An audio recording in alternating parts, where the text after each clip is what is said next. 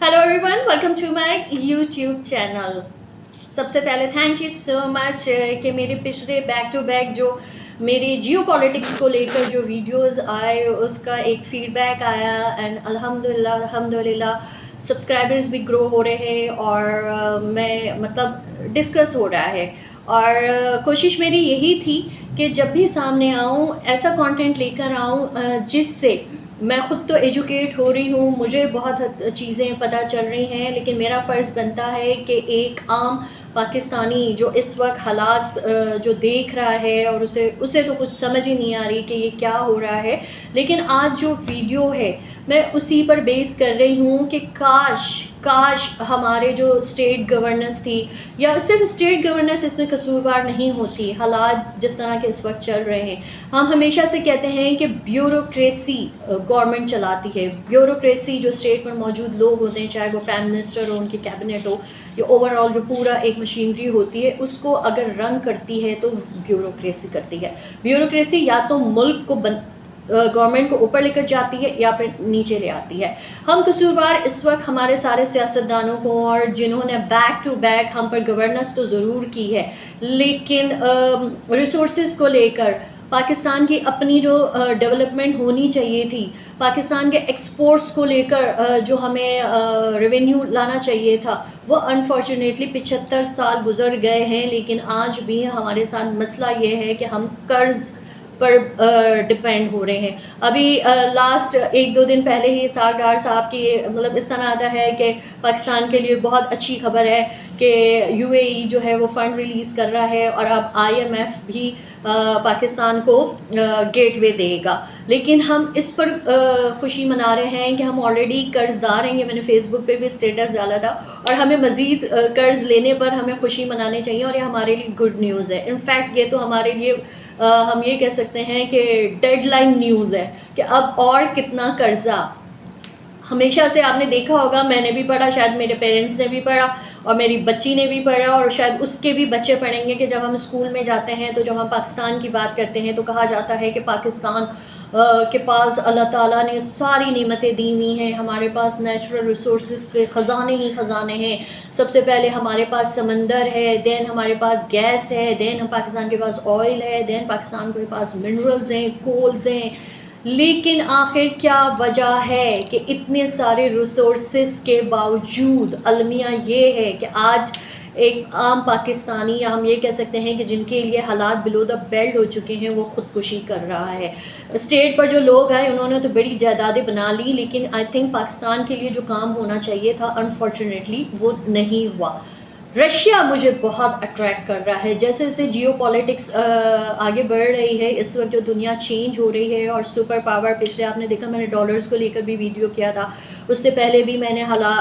Manipulation को लेकर politics की थी। लेकिन ऐसा लग रहा है कि जैसे जैसे हालात आगे जा रहे हैं, America day by day super power की लिस्ट से आई थिंक आने वाले दिनों में मे बी नीचे आ जाएगा, ख़त्म हो जाएगा, या डॉलर्स बहुत ग्रेजुअली नीचे आ जाएगा। और कहा जा रहा है कि इस वक्त चाइना और रशिया मिल के जो एक पॉलिटिक्स वर्ल्ड पॉलिटिक्स में एंटर हुए हैं। अच्छा, ये हुआ कैसे? हमेशा से वॉर को हम मतलब जाहिर सी बात है कोई भी नहीं चाहता कि जंग हो, लेकिन ये रशिया यूक्रेन वॉर ने बहुत सारी ऐसी चीज़ें हमें समझाई हैं और समझा रहे हैं कि पाकिस्तान जैसे जो दीगर ममालिक हैं वो भी इनसे सीखे।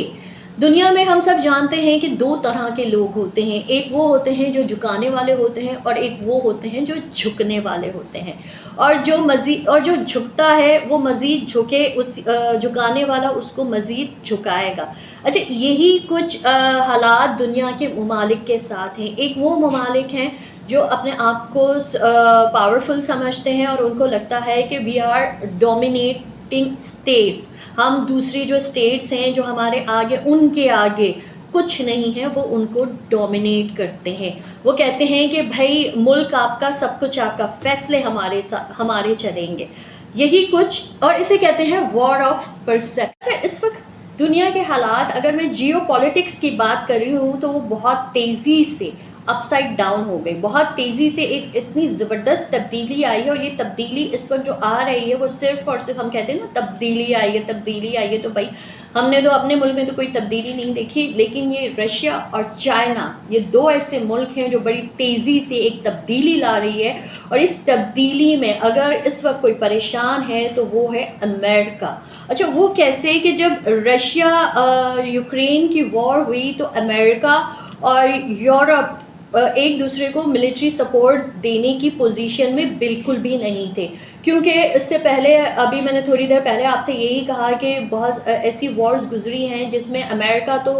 بتاتا نہیں ہے, سیکریٹ ہے, لیکن اس کو اچھا خاصا لاس بھی ہوا ہے, جس کی وجہ سے ان کے اپنے اسٹیٹ میں امریکنز پریشان ہو گئے تھے, وہاں بھی ریسیشنز آئیں, وہاں بھی انفلیشنز آئیں, وہی حال یورپ کا بھی ہوا. تو رشیا یوکرین وار میں وہ ملٹری سپورٹ کے بالکل بھی پوزیشن میں نہیں تھے, اور ان کے حالات بھی ایسے نہیں تھے. تو انہوں نے رشیا اور اس کی اکانومی کو کمزور کرنے کے لیے دوسرا طریقہ اپنایا, اور اتنے سینکشنز لگا دیے رشیا پہ, اتنے سینکشنز لگا دیے کہ رشیا دنیا کا موسٹ سینکشن کنٹری بن گیا. اس کا مطلب یہ تھا کہ رشیا کے اوپر جتنے بھی لونز تھے جو اسے ڈالرز کے تھرو دنیا انٹر بینک اور وہاں پر اس کے مطلب اکاؤنٹ میں تھے اور اس کو پیمنٹ کرنی تھی اپنی تجارت کی, لیکن دوسری طرف امریکہ نے وہ جو میں نے آپ کے پچھلے ویڈیو ڈالرز کو لے کر جو میں نے کیا تھا کہ ایز اے ویپن, وہ ضرور دیکھیے گا, اس میں ان کے پاس امریکہ انٹر بینک کے پاس فیڈ کے پاس ایک سوئفٹ کوڈ ہوتا ہے, اور وہ اس کی مرضی چلتی ہے کہ وہ کسی بھی ملک کے خلاف اس سوئفٹ کوڈ کو بلاک یا ان بلاک کرتے. سینکشنز لگنے کی وجہ سے رشیا اپنی ٹریڈنگ کو لے کر کسی کو بھی پیمنٹ کرنے کی پوزیشن میں نہیں رہا, کیونکہ اس کے اکاؤنٹس کو فریز کر دیا گیا. دوسرا, یورپ نے اعلان کیا کہ وہ رشیا سے آئل امپورٹ کرنا بند کر دے گا. تیسرا, انہوں نے یہ بھی اعلان کیا کہ رشین ایئر کرافٹس کو اب ان ممالک کی ایئر اسپیس ان کے لیے بند کر دی گئی, بین کر دی گئی.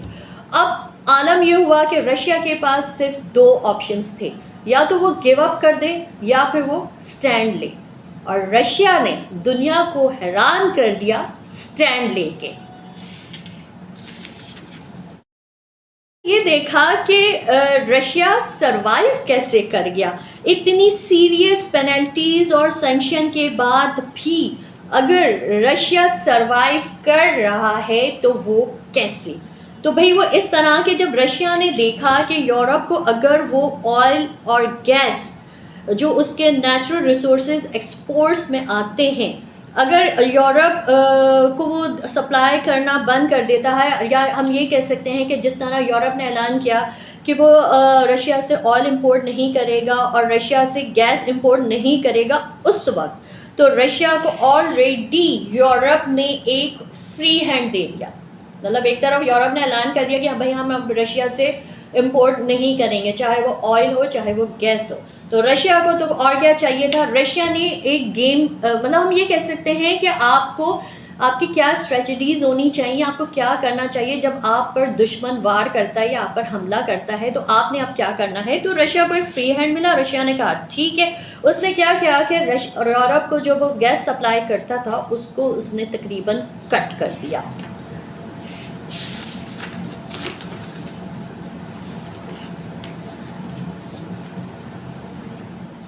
اور یورپ کو مکمل طور پر فریز کرنے کی رشیا نے پوری تیاری کر لی. اور اس وقت یورپ, آپ یقین کریں, یہ جو رشیا سے جو یورپ گیس امپورٹ کرتا تھا سردیوں میں پورے یورپ میں, ہم جانتے ہیں کہ وہاں بہت سردیاں ہوتی ہیں, تو ان کے گھروں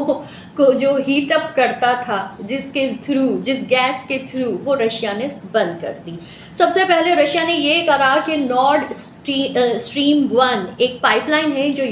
رشیا سے جرمنی کو کنیکٹ کرتی ہے, رشیا نے اپنی سائڈ سے گیس کی سپلائی کم کر دی. یورپ کی رشیا 40% گیس دیتا تھا سینکشن سے پہلے, رشیا نے اس کو 40 سے 15% پر لے آیا. یورپ میں دوسری طرف گیس کی قیمتیں بڑھ گئیں, اس پہ انٹرسٹ بڑھ گیا, اور یورپ میں گیس کی قیمت, اب یقین کریں, اندازہ کر لیں, ہم جو پیٹرول کی قیمت سے جتنا ہم پریشان ہو رہے ہیں نا, ابھی عید سے پہلے بھی اعلان ہو گیا, اس وقت یورپ میں گیس کی قیمت 144% تک بڑھ گئی، اور یہ وہ مومنٹ تھا کہ رشیا نے یورپ کو اپنے آگے جھکنے پر مجبور کر دیا۔ اچھا، اس وقت یورپ کے پاس دو آپشنس تھے۔ یورپ یا تو جو لیکویفائڈ نیچرل گیس ہے جسے ہم LNG کہتے ہیں، یا تو پھر وہ امریکہ سے امپورٹ کرے یا پھر وہ قطر سے امپورٹ کرے، بٹ وایا شپ، کیونکہ کوئی پائپ لائن ان دونوں ممالک میں اگر بچھائی بھی جائے، اگر یورپ پلان بھی کرتا ہے تو اس کو بھی ایک عرصہ لگے گا، اور اس پر بھی ان کا اچھا خاصا ایکسپینس جائے گا، یا اس کے فنڈز جائیں گے۔ یورپ اس وقت ان حالات میں یہ افورڈ نہیں کر سکتا تھا، تو یورپ کو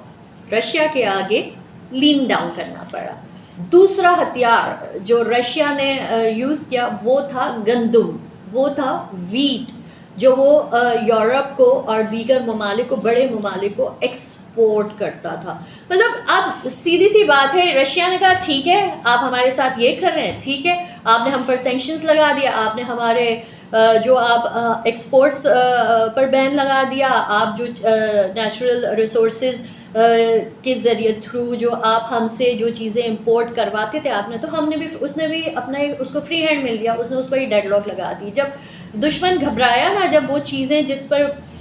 ان کے عوام یا وہ سروائیو کر رہے تھے، جب وہ چیز بند ہونا شروع ہوئی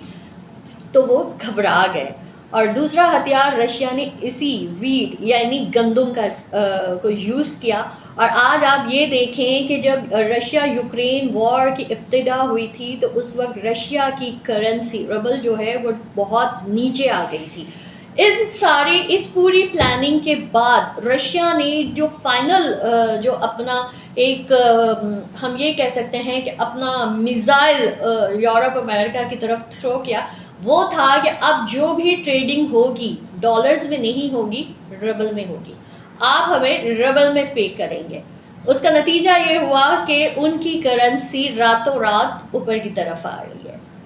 اور آج عالم یہ ہے کہ رشیا یوکرین وار کے تھرو امریکہ جو اپنا ہدف جو اس کا ہدف تھا، یا یہ وہ جو اس کے جو گولز تھے جو وہ حاصل کرنا چاہتے تھے، وہ اس میں مطلب آپ جس کو جھکانے جا رہے تھے، میں نے ابھی شروع میں کہا نا کہ دو طرح کے لوگ ہوتے ہیں، ایک جھکنے والے ایک جھکانے والے۔ اسی طرح کے اس دنیا میں دو طرح کے ممالک ہیں، ایک جھکنے والے ایک جھکانے والے۔ اب میں نے کہا کہ اتنی تیزی سے یہ دنیا تبدیل ہو رہی ہے کہ جو جھکانے والے تھے جس کو وہ جھکانے گئے اس نے ان کو جھکا دیا۔ میں بات کروں گی کہ اب پاکستان کو رشیا سے، یا ہمارے اسٹیٹ ہولڈرز کو، یا ہم عوام کو رشیا سے کیا سیکھنا ہے یا کیا سیکھنا چاہیے، کہ 75 سال کے بعد ہم اپنے کتابوں میں پڑھا کہ بھائی پاکستان میں تو اللہ تعالیٰ نے ساری نعمتیں دی ہوئی ہیں، اس لیے پاکستان کے خلاف سازشیں ہو رہی ہیں۔ تو ارے بھائی اگر سازشیں ہو رہی ہیں کیوں؟ آج عالم یہ ہے کہ ہم سب جانتے ہیں کہ ہمارے گھروں میں گیس کی لوڈ شیڈنگ ہوتی ہے۔ آج عالم یہ ہے کہ جہاں ڈیمز اس ملک میں بننے چاہیے تھے، جس کی وجہ سے ہماری الیکٹرکسٹی یا ہمارے جو یوٹیلیٹی بلز تھے وہ ہمارے نہ ہونے کے برابر ہوتے تھے، یہ فرنس آئل اور یہ پرائیویٹائزیشن نے ہمارے لیے ہمارے 1 یونٹ بجلی کی قیمت اتنی مہنگی کر دی ہے کہ ملز، کارخانے، بڑے بڑے جو وینچرز تھے وہ بند ہونا شروع ہو گئے۔ ایک طرف آپ کے پاس الیکٹرکسٹی کا بحران ہے، دوسری طرف آپ کے پاس گیس کا بحران ہے۔ اچھا اور پورٹ سٹی کراچی پاکستان کا سب سے بڑا شہر ہونے کے ساتھ ساتھ پورٹ سٹی ہے۔ یہ پورٹ سٹی تو گیٹ وے ہوتا ہے امپورٹ اور ایکسپورٹ ٹریڈنگ کے لیے، ہم نے اس کو بھی گوا دیا۔ ہمارے سامنے ہانگ کانگ جو بعد میں، اور اب دبئی وہ بھی پورٹ سٹی میں آتا ہے، ہانگ کانگ بھی پورٹ سٹی میں آتا ہے، اور اس وہ کہاں سے کہاں پہنچ چکے ہیں۔ اور ہم 75 سال کے بعد بھی مجھے ایسا لگتا ہے کہ جہاں حالات اب جو حالات ہیں کہ جہاں سے ہم نے شروعات کی تھی ہم پلٹ کر وہیں پر واپس آ گئے ہیں۔ اس کی بیسک وجہ یہی ہے، جیسے میں نے شروع میں کہا کہ صرف اسٹیٹ ہولڈرز نہیں ہوتے، بیوروکریسی بھی ہوتی ہے جو ملک کو چلاتی ہے۔ یہ آپ کو نہیں لگتا کہ ہمارے جو بیوروکریٹس ہیں ان کا بھی فیلئر ہے کہ اتنے سالوں کے بعد، میں نے جب پاکستان کی ایک ہسٹری کے اوپر بھی مطلب پولیٹیکل ہسٹری کے اوپر بھی اور گورننس پر بھی ایک ویڈیو کیا ہے جو آپ آئی تھنک 2 ہفتے پرانی ہے، وہ آپ میری ویڈیوز میں جا کے سرچ کر کے آپ وہ بھی دیکھیے گا. اس میں میں نے پوری ایک بریف ہسٹری دیکھی تھی. تو اس میں یہی میں نے دیکھا سنا پڑھا تو اس میں یہی تھا کہ 1971 سے پہلے جو اب بنگلہ دیش ہے اس وقت وہ ایسٹ پاکستان اور ویسٹ پاکستان تھا. ویسٹ پاکستان 1 یونٹ تھا، بنگلہ دیش بھی ایک 1 یونٹ کے طور پہ لیا گیا. اس وقت ایسٹ پاکستان ہمارا ایکسپورٹ جنریٹنگ مطلب اسٹیٹ تھا اور ویسٹ پاکستان میں اس وقت بھی امپورٹ زیادہ ہوتا تھا. لیکن 71 کے بعد جب ہم نے دیکھا کہ ہمارا جو ایکسپورٹ، جس زمین سے ہم ایکسپورٹ ریونیو جنریٹ کرتے تھے وہ اب الگ ہو گیا ہے. اب ہمیں اپنے پاکستان کو، یہ جو 1 یونٹ بنا تھا اس کے نیچرل ریسورسز کو اوپر لے کر آنا چاہیے تھا. اس کے نیچرل ریسورسز پر اتنا کام ہونا چاہیے تھا کہ آج ہم بھی کہتے کہ بھائی ہم ایکسپورٹ اورینٹڈ کنٹری میں شامل ہیں. لیکن ہماری احساسی کمتری، میں کہتی ہوں کہ ہم سب کا قصور ہے. ہم پتہ نہیں کیوں اتنے کمپلیکس قوم ہے کہ ہمیں میڈ ان پاکستان تو اچھا ہی نہیں لگتا یوز کرنے کے لیے. ہمیں تو made in America, made in Europe, made in USA اور بڑے فخریہ انداز میں اس کو اسٹیٹس سمبل سمجھ کر ہم موو کرتے ہیں اور ہمارے اور بچوں کو بھی اسی کمپلیکس کا شکار کیا ہوا ہے. آج اگر ہم میڈ ان پاکستان پر، یا ہم یہ کہہ سکتے ہیں کہ بہت ساری ایسی نیوز بھی آئی تھی کہ جو چیزیں ہم ایکسپورٹ کرتے بھی تھے تو اس میں ہم کرپشن اتنی کرتے تھے، یا اس پر 2+2 4 کے بجائے 2+6 18 میں اتنی جو کہتے ہیں نا ملاوٹ ہوتی تھی کہ ہماری ایکسپورٹ جو پروڈکٹس باہر جاتی تھی وہ ریجیکٹ ہونا شروع ہو گئی. اور جو ہماری کمپٹیٹر تھا جس میں سب سے پہلے بھارت تھا اور اس کے بعد ظاہر سی بات ہے بنگلہ دیش تھا، اس نے ہمارے ان ایکسپورٹس کو پر بھی اوور کم کر دیا، مطلب اس کی جگہ لے لی. تو یہ وہ غلطیاں ہیں جو 75 سال تو بہت ہو گئی، اب تو بس ہو جانا چاہیے. اور ہمیں جیو پالیٹکس کے تھرو سب سے بہترین مثال اس وقت جو مجھے لگی وہ رشیا ہی لگی. اور اب جیسے رشیا اور چائنا مل کے سب یہی کہہ رہے ہیں کہ آنے والے دنوں میں ایسا لگ رہا ہے کہ ہمیں پہلے ہم لوگ ڈالرز اپنے اکاؤنٹ میں، جیسے ہم ڈالر اکاؤنٹ لوگ بناتے تھے، اب ایسا لگ رہا ہے کہ چائنیز کرنسی کا یعنی یوان اکاؤنٹس بنانے پڑیں گے. آج کا میرا یہ پروگرام آپ کو کیسا لگا؟ کوشش یہی ہے کہ کچھ ایسی انفارمیشنز اور گائیڈ لائنز، یا میں یہ کہہ سکتی ہوں کہ جو ہمیں اپنے پاس سے سیکھنی چاہیے، وہ میں آپ کے سامنے لے کر آؤں تاکہ ہماری اپنی عوام کی ذہن کھلے. اور اس وقت جو جنگ ہو رہی ہے نا ہمارے ملک میں، مجھے نہیں لگتا ہے کہ وہ پاکستان کے لیے یا لوگوں کے لیے ہو رہی ہے. یہ جو اختیارات کی جنگ ہے نا، کہ سپریم کورٹ کے اپنے اختیارات اپنی جنگ لڑ رہا ہے، اسٹیٹ گورنمنٹ جس میں PML نون ہے وہ آئین کے تھرو اپنے اختیارات کی جنگ لڑ رہے ہیں. تو ان سارے اختیارات کی جنگ میں بیچارہ ایک عام آدمی تو مر رہا ہے. پروگرام میں مجھے آپ کے میسیجز فیڈ بیک کے تھرو ضرور چاہیے، اس لیے کہ مجھے بھی لگے کہ جو میسیج میں کنوے کرنا چاہتی ہوں یا جو انرجی میں آپ کے سامنے اپنی سرو کر رہی ہوں اس میں